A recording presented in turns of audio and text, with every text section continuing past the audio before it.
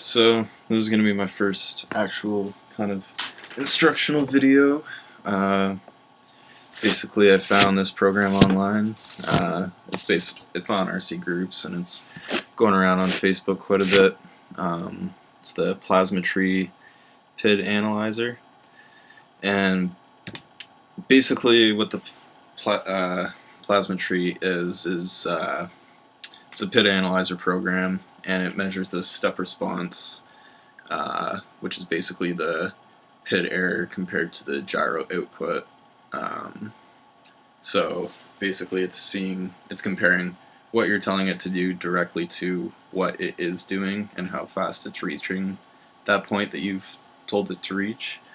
And basically this offers just a really simple, like more simplified than using the Betaflight black box system. I mean, you can look at that all you want, but it can be pretty tough to try to, I mean, I did it myself, tried to look at those graphs and figure out what to do, and I got pretty close, but I mean, not nearly as close as quickly as I got with this program. The best part is you don't need any skills whatsoever, essentially. Like, you have to fly at line of sight, which is about it. And that's it. You can just hover it in your backyard, and that's enough to get a proper log. So how to get it, you basically just have to go to this link right here, the GitHub Plasmatree PID-Analyzer. If you're running it on Windows, it's pretty simple. You just download there's two hot links that you can click on, and basically they'll take you right to the program that you have to download. And then it's a simple, you take a file from one, put it in the other, and then it'll just work right off the bat. So it's really easy. The instructions are on this web page there. For the Mac, the list of instructions, basically I had a conversation with crap, I forget his name, Martin Happel, and he basically ran me through how to set it up on my Mac and get it running. So the instructions, I basically simplified them and put them on this issue right here, and that can be found on the Plasmatree GitHub. So how to begin, basically you want your quad to be running as cleanly as possible. You want to have brand new props.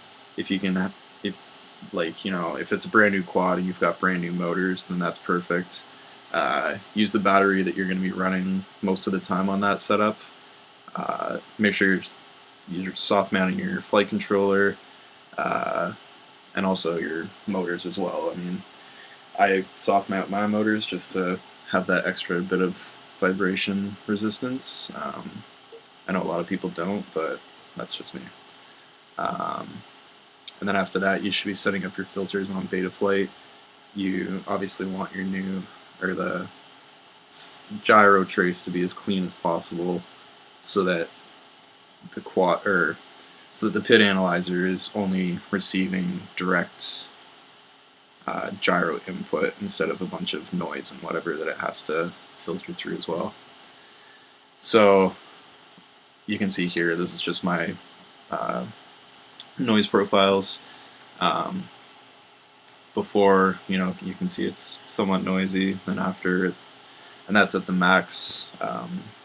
I've scaled this up to the max scaling, I suppose, and you can see that there's hardly any noise going through on the gyros at all. That's for my roll, and this is for pitch as well. I've got a little bit right here, but I mean, it doesn't really come through that much. So for more filtering examples and whatnot, you can look up UAV Tech on YouTube. He's got some really, Mark Spatz has like a lot of good videos on the filters, and he's really in depth on what filters are actually actively doing and how fast they're doing it. So definitely go check out his YouTube page. It's right here. That's Spatzinger, blah blah blah. Anyway. Can't really pronounce that. Anyway. So yeah, so setting up the flight controller. So basically put in your rates, whatever rates you normally use. You want your D set point weight and transition to 0, TPA at 0, VBAC compensation on, disable anti-gravity, and set your black box logging rate to at least a quarter of your gyro update frequency. So if you're on 8K, run your black box at 2K, 16K running at 4K, and 32K running at 8K.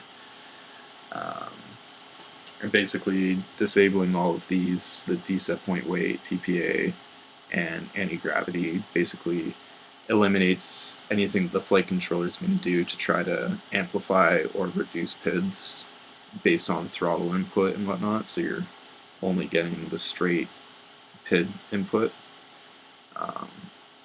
at like a consistent level. You want to set both your roll and pitch at the same time. Set your P to 10, I to 0, and D to 5. I just leave a little bit of D just for the sake of it. Doesn't hurt at all. I only try to tune roll and pitch for the most part. Yaw can just be kind of done with feel. During the first flight, if you set your P to 10, you're gonna have it's gonna be super wobbly. It'll be all over the place and super hard to control.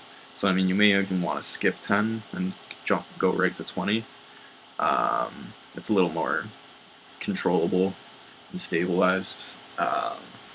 Basically, you want to fly for 30 to 45 seconds just to get that much of a log.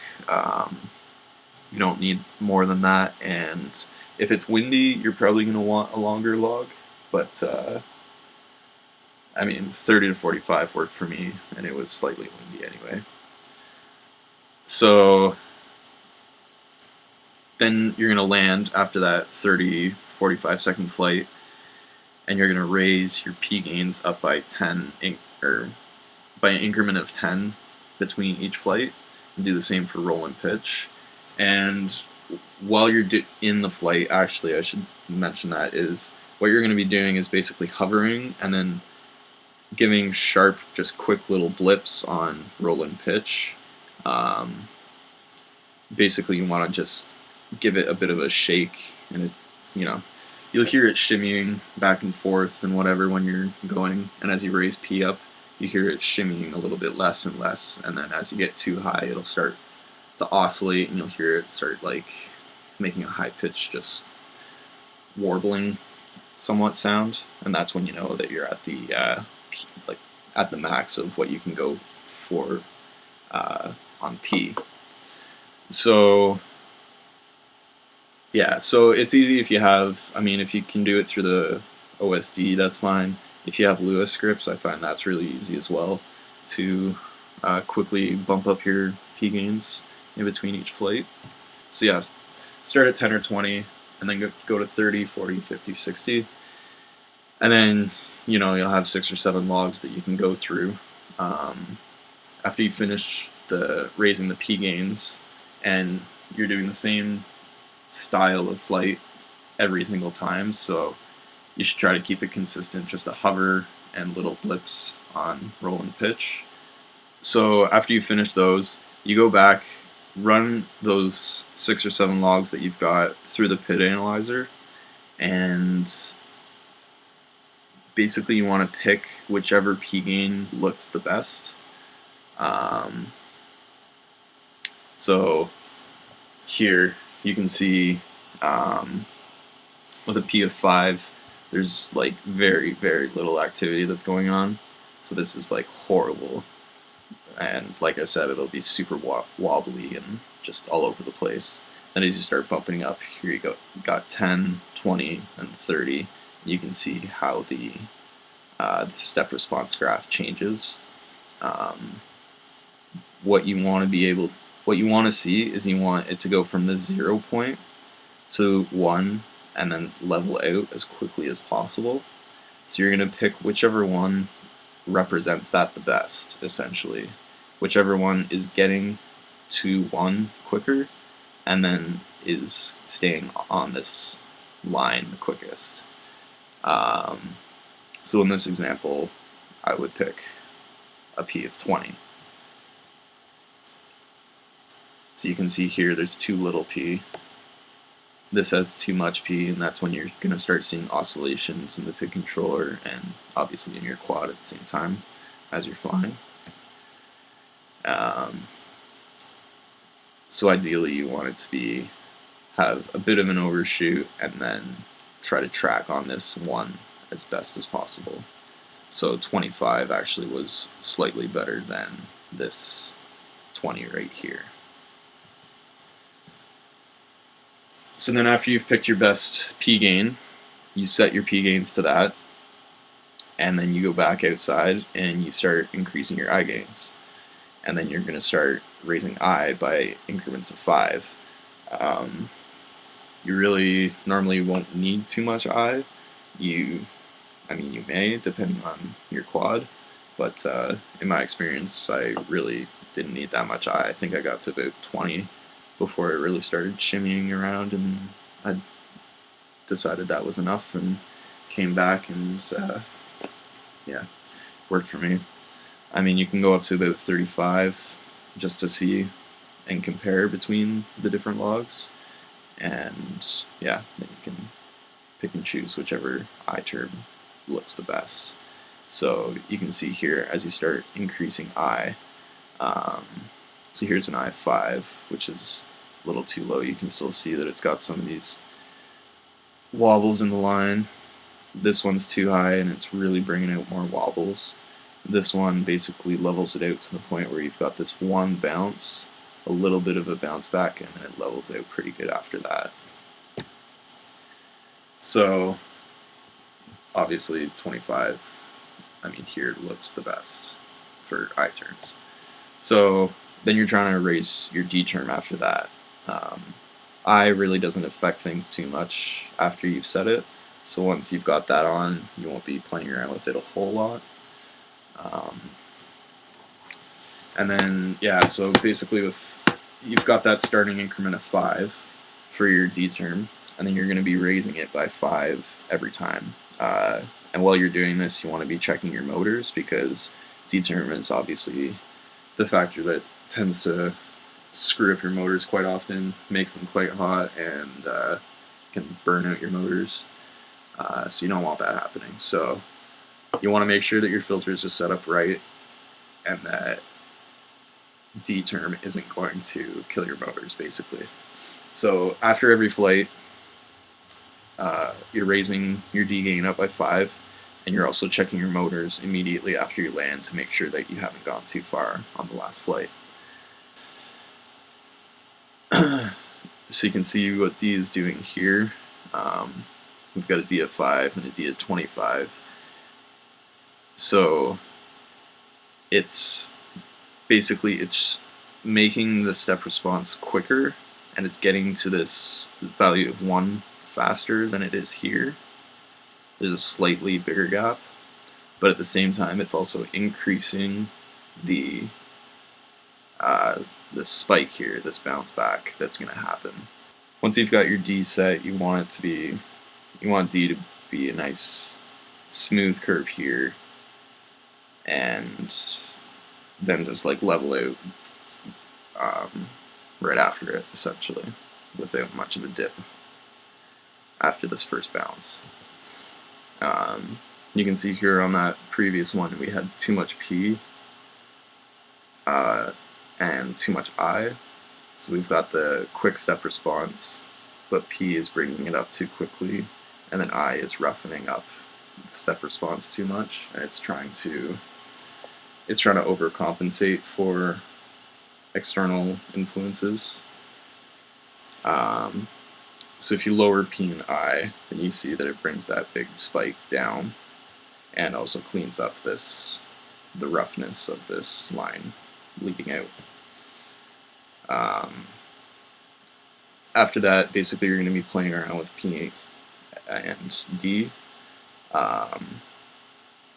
can see if you add higher P, you're going to increase this spike. You want this to be getting to 1 as quickly as possible, and then not having all of these wobbles here. So you can see up here on this high graph, it's basically perfect, where it's getting there, it's got a teeny bit of a bounce, but then it's leveling out right afterwards. And if your P is too low, then it's going to be a long, drawn-out curve trying to get to 1. And you'll be able to see that because, like in the quad physically, because it'll take more effort to make it do what you want it to do, and it'll be less responsive to your commands. For D, basically what D is going to do is it's going to trim down this spike over here. So you can see as you add a bit more D, it squashes that spike down and reduces the bounce. But if you put too much D, then you may get where it'll lag a little bit before it gets to the set point of 1. So basically, running it through the PID-Analyzer, your ideal tune that you're going to want is like here. Just shoot straight up to 1, and then it's shooting straight out across from there. So that means that it's getting to where you want it to be, and it's staying there. And same with pitch. It's getting exactly where you want it to be, and it's just staying there. And same with yaw. I usually would set it at 70 to 80. My yaw P, just roughly leave I alone at 20. This is my tune just quickly after one afternoon. I was using rough props, so you can see that there's a bit there's a little bit of noise that's going on in here, but it's not too bad. But you can see that the PID controller is jumping up to 1, and then it's staying leveled out across the whole time, essentially. I have bumped up my gain since then, so I've actually managed to clean this up even more than it is now. And to the point where these yellow lines have essentially completely disappeared, and I've just got a nice green field that's going across here like this, and it goes across the whole span, including yaw as well. There's not much. There's a lot of noise on yaw just because I wasn't doing a lot of yaw inputs on this flight. Because I crash a lot when I try to yaw flying line of sight, so try to avoid that.